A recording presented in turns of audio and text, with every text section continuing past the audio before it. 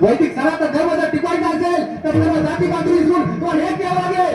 आज ती काळाची गरज आहे महाराज. जाती जातीमध्ये जर घातलात ना तर कधी या ठिकाणी आमच्या तुम्हाला समजून येणार नाहीये. धर्म टिकवला तर तुम्ही टिकाल आणि धर्म जर बुडाला तर तुम्ही बुडाल्याशिवाय राहणार नाही. आणि याच याच्यामध्ये बुडावं लागेल. गावाचे गावाचे गावाचे गाव आज शहर राज्य गेली सर्व या ठिकाणी नामकीच होत चालली.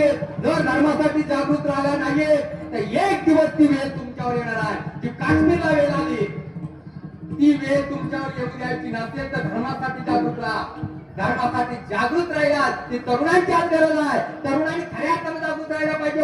आम्हाला काय करायचं तिकडे घडतंय अरे तिकडे घडले आता तुमच्या इथे पायाजवळ तुमच्या पायाजवळ आले तरी तुम्हाला समजत नसेल तर तुमच्या सारखा मूर्ख तुम्ही जात मारा.